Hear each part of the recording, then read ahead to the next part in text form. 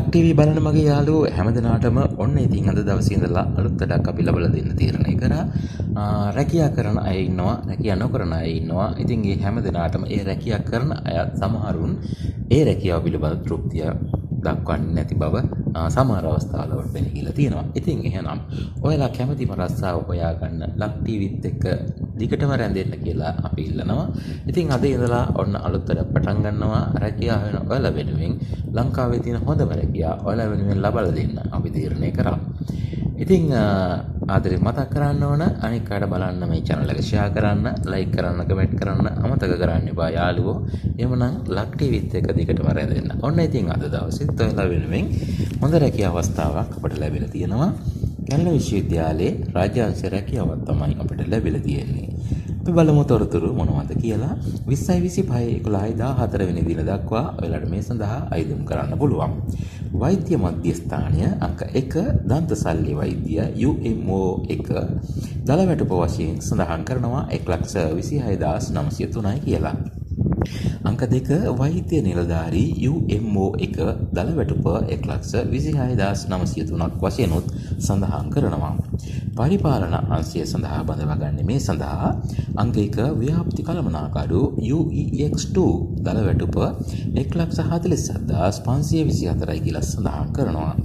අංක 2 ශාරීරික අධ්‍යාපන අධ්‍යක්ෂක UEX2 දලවැටුප 1,47,524ක් වෙනවා. අංක 3 ප්‍රධාන විනය ආරක්ෂක නිලධාරී UEX2 දලවැටුප 1,47,524ක් වෙනවා. ඊළඟට අධ්‍යයන සහායක කාර්ය මණ්ඩලය සඳහා බඳවා ගන්නවා. අංක 1 පරිගණක තාක්ෂණ උපදේශක 2 ශ්‍රේණිය UAS2 දලවැටුප 1,17,977යි. අංක 2 පද්ධති විශ්ලේෂක ප්‍රගමනකරු 2 ශ්‍රේණිය UAS2 දලවැටුප 1,17,977යි. අංක 3 සහකාර ජාල කළමනාකරු 2 වෙනි ශ්‍රේණිය UAS2 දලවැටුප 1,17,977යි. අංක 4 ශාරීරික අධ්‍යාපන උපදේශක 3 වෙනි ශ්‍රේණිය UAS2 දලවැටුප 99,969යි.